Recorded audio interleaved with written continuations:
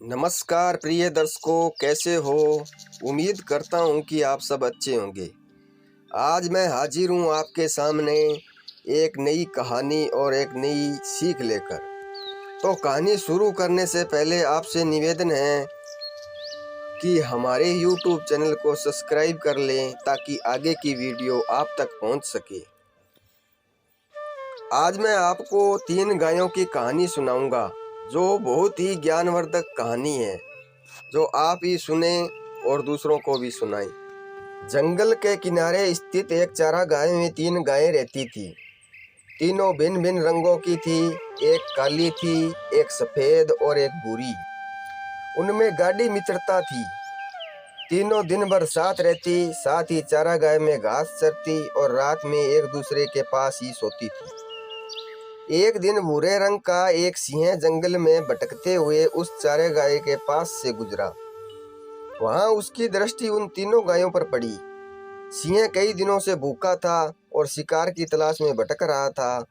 हष्ट-पुष्ट गायों को देखकर उसके मुंह में पानी आने लगा। वह घात लगाकर एक बड़ी चट्टान के पीछे बैठ गया और तीनों गायों के अलग होने की बाट जोहने लगा ताकि वह उन पर हमला कर सके। समूह में उनका सामना करना उसके लिए मुश्किल था, किंतु पूरा दिन बीत जाने के बाद भी तीनों गायें एक दूसरे से अलग नहीं हुई। दूसरा दिन भी इसी तरह बीता। 3 दिन तक सिंह प्रतीक्षा करता रहा, किंतु ऐसा अवसर आया ही नहीं जब तीनों गायें साथ न हो। आखिरकार सिंह के धैर्य ने जवाब दे दिया। अब वह ऐसा उपाय सोचने लगा जिससे तीनों गायों में अलगाव हो जाए। उपाय दिमाग में आते ही वह गायों के पास गया और उनका अभिवादन करते हुए बोला, नमस्कार मित्रों, आप लोग कैसे हैं। मैं यहाँ से गुजर रहा था, आप लोगों को देखा तो सोचा मिल लूं। काली और सफेद गाय ने सिंह के अभिवादन का कोई उत्तर नहीं दिया, क्योंकि वे उसकी प्रकृति जानते थे।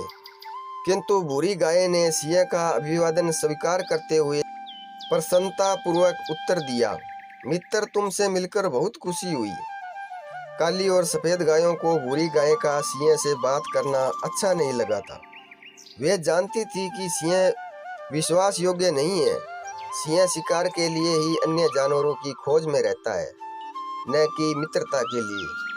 दिन गुजरने लगे। भूरी गाय का सिंह के प्रति सौहार्द बढ़ने लगा।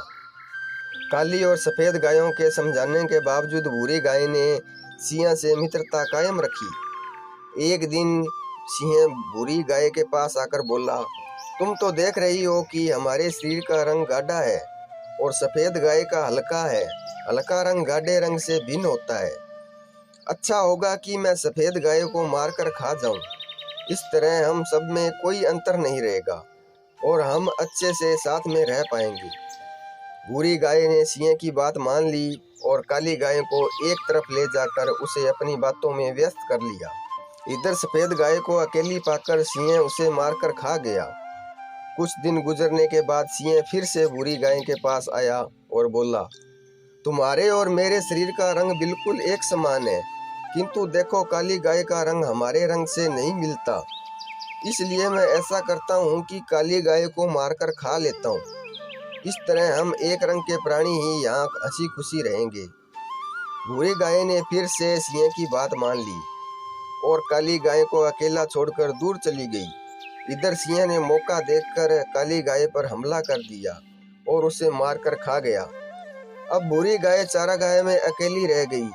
सारा दिन वह अकेले घूमती और घास चरती रहती। वह बहुत प्रसन्न थी। उसे ऐसा लगने लगा था कि वह एकलौती ऐसी प्राणी है जिसका रंग सिंह के रंग के समान है। वह समय को सिंह के समकक्ष समझने लगी। कुछ दिन बीतने के बाद सिंह को फिर से भूख लग आई। वह भूरी गाय के सामने आया और जोर से दहाड़ा। सिंह का यह रूप देखकर भूरी गाय डर गई। सिंह उससे बोला, आज तुम्हारी बारी है, आज मैं तुम्हें मारकर खाऊंगा।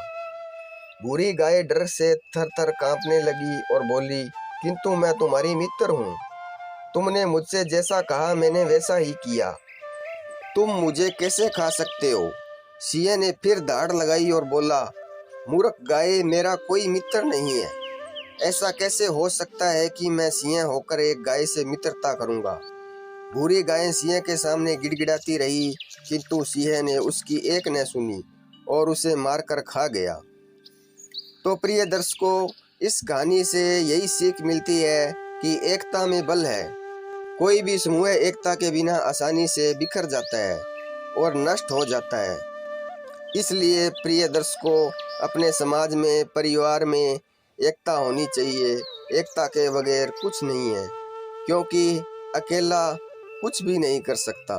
तो प्रिय दर्शकों, उम्मीद करता हूँ कि यह कहानी आपको पसंद आई होगी।